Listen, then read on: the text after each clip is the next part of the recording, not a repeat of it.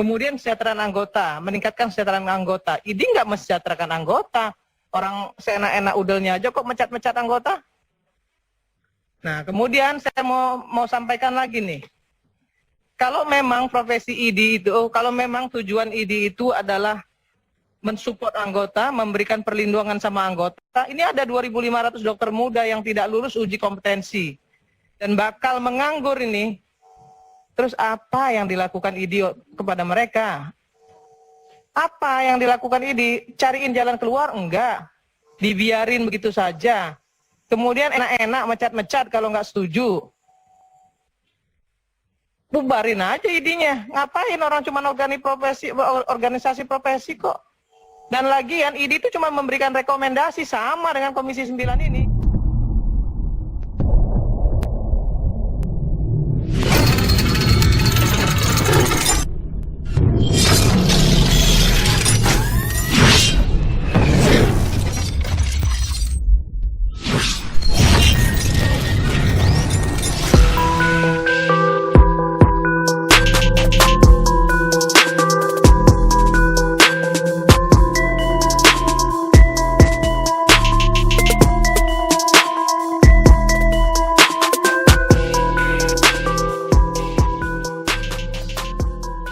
Pada akhirnya ID menyerah karena memang mereka ketahuan memiliki dugaan melakukan tindakan semena-mena, sewenang-wenang terhadap Dr. Terawan dan statusnya sebagai anggota ID. ID pada akhirnya dibongkar sampai ke akar-akarnya. Pungutan biaya yang ditanya oleh anggota DPR RI tidak dijawab secara spesifik oleh perwakilan ID yang ketuanya ternyata merupakan anggota dari pimpinan Majelis Ulama Indonesia. Setelah dipanggil oleh Komisi 9 DPR RI, ID pada akhirnya ketar-ketir dan kelihatannya tidak mampu berdalih lagi bahwa tindakan mereka itu adalah tindakan yang di luar dari yurisdiksi kewenangannya mereka. Iuran yang nilainya sekitar 30.000 per bulan, kalau tidak salah, tidak dijawab oleh perwakilan ID. Perwakilan dari ID yang dipanggil oleh DPR RI mengatakan bahwa biaya itu murah dan tidak mahal. Padahal ditanya untuk apa, dijawabnya seberapa besar dan itu murah.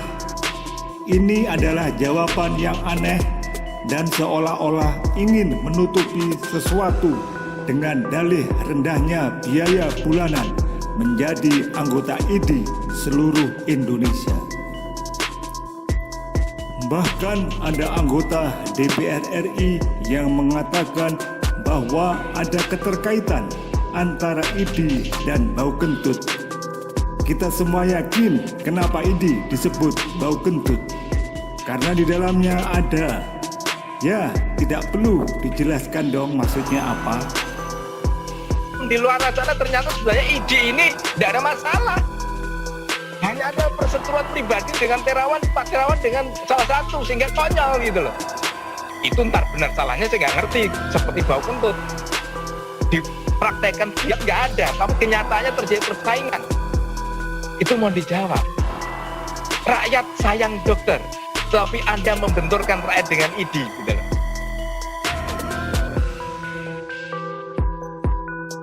Pemecatan Dr. Terawan dari anggota ID yang dianggap sebagai pelanggaran kode etik berat oleh Dr. Terawan justru merupakan pelanggaran etik berat yang dilakukan oleh ID dan dibuktikan oleh mereka sendiri dengan statement yang terbaru mengatakan bahwa ID berpeluang untuk membuka pintu rekonsiliasi dengan Dr. Terawan.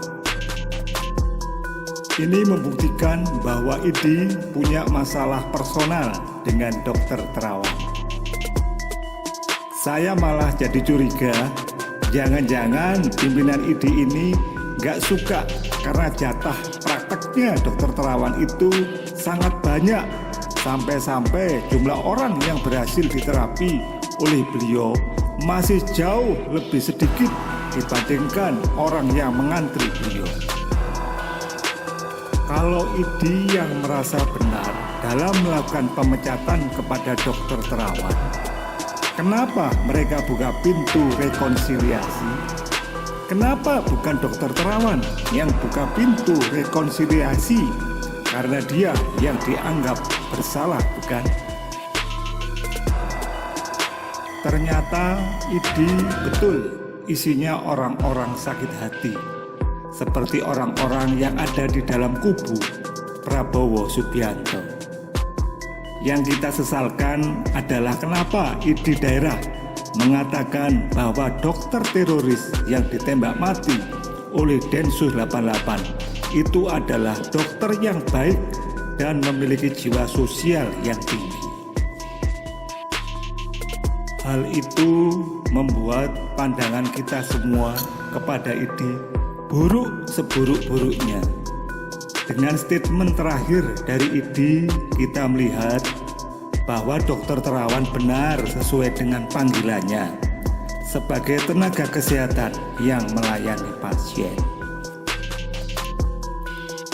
Jiwa Sabta Marga Dr. Terawan terlihat jelas dari pengabdiannya terhadap bangsa dan negara Indonesia.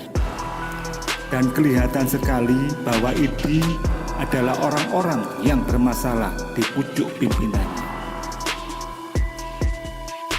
Semoga saja dengan kalimat terakhir dari ID yang kita dengar dengan meminta-minta belas kasihan kepada rakyat Indonesia agar tidak dibubarkan, membuat kita semua terbuka matanya agar melihat bahwa mereka memang diisi oleh pucuk pimpinan yang bermasalah secara karakter dan personality.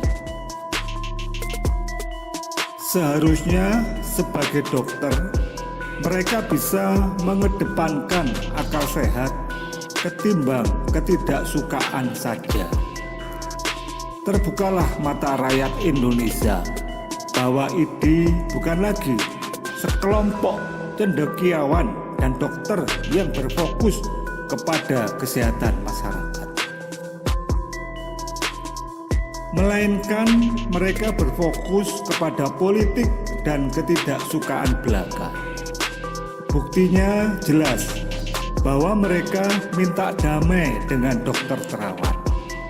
Ini seperti kaki di kepala dan kepala di kaki, semuanya kebolak-balik. Semoga kedepannya rekonsiliasi berjalan dengan baik. Ada solusi terbaik untuk keduanya, baik untuk ID maupun untuk Dr. Terawan. Semuanya demi kebaikan kita bersama dan untuk kita satu Indonesia menuju kejayaan dan kesejahteraan rakyat Indonesia. Semoga